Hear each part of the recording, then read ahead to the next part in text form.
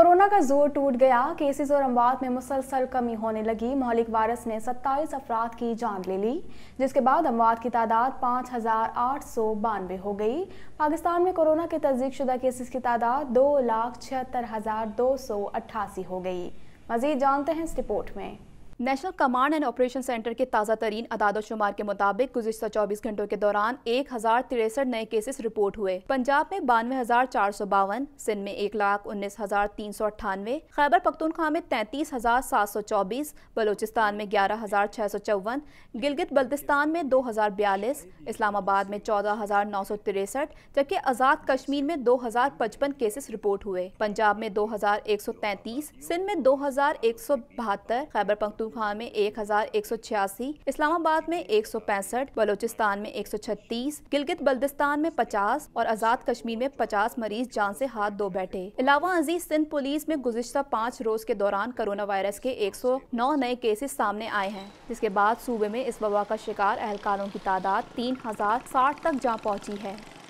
कौमी असम्बली में अपोजिशन के एहतजाज के दौरान इंसदाद दहशतगर्दी तरमीमी बिल मंजूर कर लिया गया। डॉक्टर बाबर ऐवान ने इंसदाद दहशतगर्दी तरमीमी बिल 2020 ऐवान में पेश किया। इस हवाले से मजीद जानते हैं।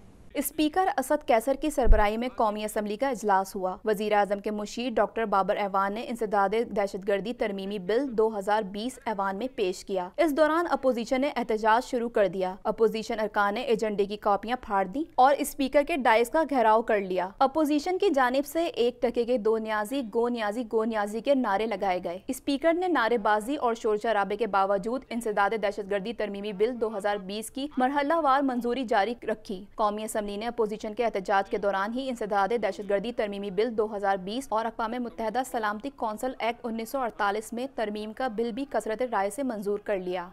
Class 4 to stand part of the bill. All those in favor say aye.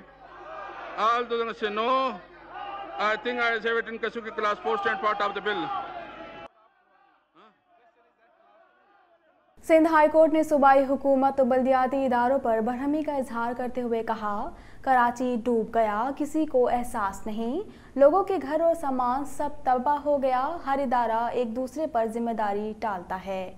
इस हवाले से मजीद जानते हैं। सिंध हाई कोर्ट ने डिस्ट्रिक्ट सेंटर से कचरा न उठाने और बरसात के बाद शहर में नकासी आब का निजाम मुतासिर होने के मामले पर जिम्मेदार अफसर को फौरी तलब कर लिया। समाअत के दौरान जस्टिस खादिम हुसैन शेख ने रिमार्क्स दिए कि कचरे की वजह से बरसात में कराची डूब गया। ये अलमिया है कि किसी को एहसास ही नहीं, हर इदारा एक दूसरे पर जिम्मेदारी डालता है। किसी ने देखा कराची में गाड़ियां बारिश के पानी में डूबी हुई थी, लोग घरों से अपने बच्चों को नहीं निकाल पा रहे थे। क्या हम में से कोई बारिश के गंदे पानी में जा सकेगा? अदालत ने सूबाई हुकूमत से इस्तफसार किया कि ये तो बारिश ने शहर डुबोया, अब अलाइशों को ईद कुर्मा पर ठिकाने लगाने के लिए क्या बंदोबस्त किया गया है? सरकारी वकील ने कहा कि हुकूमत ने मुताल्लिका इदारों को फंड फराहम करने हैं, अलाइशों को ठिकाने लगाने का बंदोबस्त किया जाएगा। डिस्ट्रिक्ट सेंटर से कचरा उठाने की KMC और सॉल्ट वेस्ट मैनेजमेंट की जिम्मेदारी है। झूठ बोला जा रहा है कि डिस्ट्रिक्ट सेंटर में सॉल्ट वेस्ट मैनेजमेंट को कचरा उठाने की जिम्मेदारी नहीं दी गई है। वज़ीर-ए-आज़म इमरान खान की मुआविन ख़ुसूसी बराए डिजिटल पाकिस्तान तानिया एदरोस और वज़ीर-ए-आज़म के मुशीर बराए सेहत डॉक्टर ज़फ़र मिर्ज़ा ने इस्तीफ़े दे दिए। तानिया एदरोस ने कहा कि मेरी दोहरी शहरियत पर सवाल उठाए गए। डॉक्टर ज़फ़र मिर्ज़ा कहते हैं, ऐसे वक्त में ओहदा छोड़ा जब पाकिस्तान में कोरोना कम हो रहा है। मज़ीद जानते हैं इस रिपोर्ट में।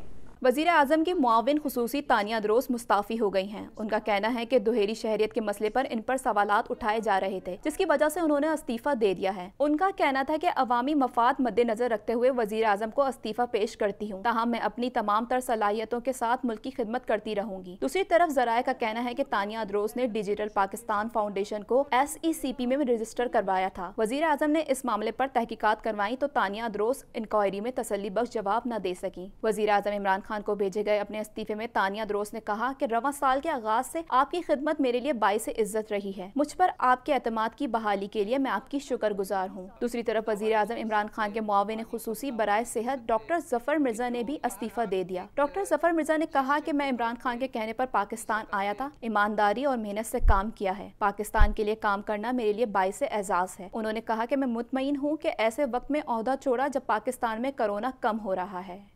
पाक अफगान सरहद पर बाजोड़ में पाकिस्तानी सिक्योरिटी फोर्सेस की चेक पोस्ट पर अफगानिस्तान से दहशतगर्दों की फायरिंग के नतीजे में पाक फौज का लांस नाइक शहीद हो गया। मजीद जानते हैं इस रिपोर्ट में। दोस्ती का जवाब गोली से पाकिस्तान में बीमार अफगान फौजी का इलाज किया गया, जबकि अफगानिस्तान की सरजमीन एक बार फिर पाकिस्तान के खिलाफ इस्तेमाल हुई। दहशतगर्दों के सरहद पार से किए हमले में पाक फौज का लांस नाइक शहीद हो गया। मुसल्लह फौज के शोबा ताल्लुकात आमा के मुताबिक पाक फौज सरहद पर बाजोड़ में पाकिस्तानी सिक्योरिटी फोर्सेज की चेक पोस्ट पर अफगानिस्तान से फायरिंग की गई, जिसके नतीजे में पाक फौज लांस नाइक समीउल्लाह शहीद हो गए। अक़वाम मुत्तहिदा की हालिया रिपोर्ट में भी अफगानिस्तान में पाकिस्तान मुखालिफ दहशतगर्दों की मौजूदगी और हमलों का तस्करा किया गया था। पाकिस्तान में कोरोना वायरस के केसेस और अमवात में कमी के साथ साथ मुल्क भर में कोरोना वायरस से बचाव के लिए जारी SOPs पर अमल दरामद कम से कम होता जा रहा है। मज़ीद तफ़सीलात जानते हैं इस रिपोर्ट में।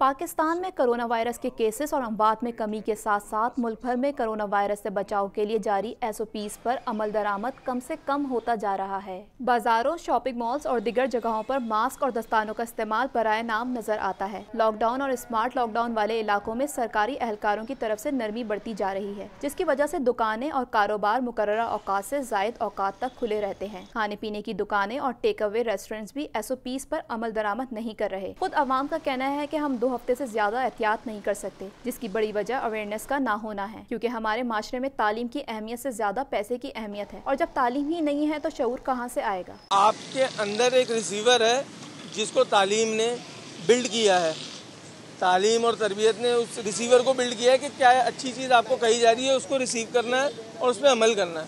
वो जब ही होगा जब आपको अच्छी तालीम मिली होगी। हमें सिर्फ छोटे से बच्चे को ये सिखाया जाता है कि पैसा कमाना है, बस कहीं से भी लेके आओ, पैसा कमाओ। इधर मास्क, सैनिटाइजर और दस्ताने फरोख्त करने वाले होलसेलर्स ने इन अशिया की खरीदारी रोक दी है और अपने स्टॉक को जल्द अज जल्द खत्म कर रहे हैं। एक मुकामी मेडिकल स्टोर के मालिक ने बताया कि इन दिनों इनकी कोशिश है कि वो कम से कम अपने पास मौजूद स्टॉक को इस कीमत पर फरोख्त करें जिस कीमत पर उन्होंने खरीदा था, क्योंकि अपने पास डेड स्टॉक करने का कोई फायदा नहीं है। जो पहले स्टॉक था वो स्पीडी सेल हो रहा था, अब उसके मुकाबले में सेल में फ़र्क आ गया है, तो उसका कुछ ना कुछ तो सोचना पड़ेगा कि उसके कुछ प्राइस कम हो, या चूँकि जितने में हमने ख़रीदा है उससे कम में तो नहीं दे सकते ना, उसको कॉस्ट टू कॉस्ट निकालेंगे। सिंध हुकूमत ने पार्क्स और पब्लिक मुकामात को खोलने का फैसला किया है, जबकि पेट्रोल स्टेशन को भी 24 घंटे काम करने की इजाज़त दे दी गई है। ईद कुर्बान करीब है और जानवरों की मंडियों में नुमाया गहमा गहमी नजर आने लगी है, लेकिन यहाँ भी कोरोना वायरस के लिए बनाई गई SOP सिर्फ पोस्टर्स और बैनर्स तक लिखी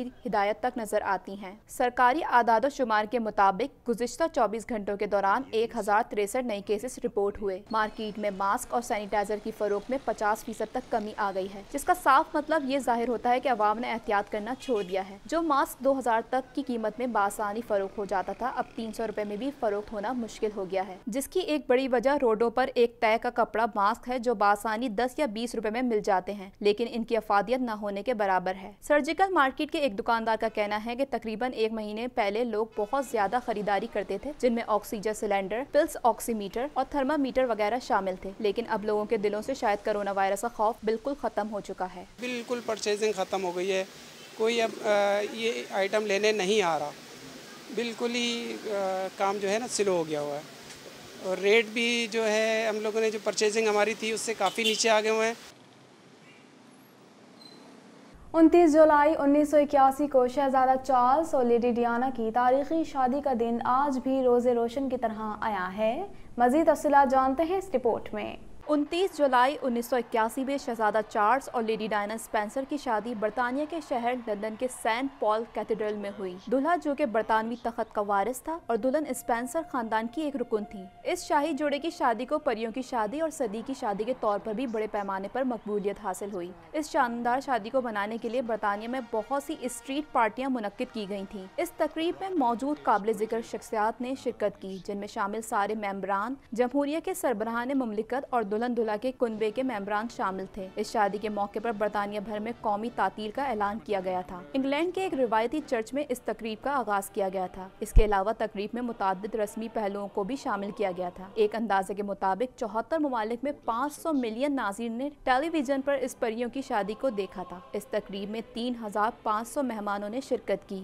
शहजादा चार्ल्स और डायना ने अपनी शादी की तकरीब के लिए सेंट पॉल्स का इंतखाब इसलिए किया था क्योंकि सेंट पॉल्स ने ज्यादा अफराद के बैठने और शामिल होने की पेशकश की थी। इसके अलावा तवील जुलूस की इजाजत भी दी थी। चूँकि ये एक शाही खानदान की शादी थी, इसलिए इसकी सिक्योरिटी में भी बेशुमार मेहनत की गई थी। इतने बड़े हुजूम को संभालने के लिए 4000 पुलिस और 2200 फौजी अफसर शामिल थे। हमले वगैरह के खौफ से सिक्योरिटी स्क्रीनिंग में भी इजाफा किया गया। इस शादी की लागत का तखमीना 48 मिलियन डॉलर था। प्रिंसेस डायना का शादी का लिबास हाथी के सिल्क टफेटा से बनाया गया था, जिसमें फीते, हाथ की कढ़ाई और 10,000 मोती सजाए गए थे। ये लिबास डायना की ख्वाहिश के मुताबिक डिजाइन किया गया था। वो चाहती थी कि इनका लिबास शाही शादी की तारीख की सबसे लंबी ट्रेन हो। चार्ल्स ने अपना मुकम्मल लिबास बहरिया के कमांडर की वर्दी पहनी थी और मुकम्मल लिबास की तलवार ले रखी थी। इस शाही शादी में हासिल होने वाले तहाइफ की लिस्ट भी काफी लंबी है, जिनमें तमाम कीमती तहाइफ शामिल हैं। जोड़े को गैर मुल्की ओहदेदारों के तहाइफ भी हासिल हुए, जिनमें शामिल डायना के लिए सोने, हीरे और प्लैटिनियम का ब्रोच, दस्तकारी से तैयार करदा चांदी के थाले और बेशुमार तहाइफ जो अगस्त से अक्टूबर तक सेंट जमेर के पैलेस में बड़ी तादाद में आवेजा की गई थी। मज़ीद खबरें भी बुलेटिन का हिस्सा होंगी, मगर इस ब्रेक के बाद।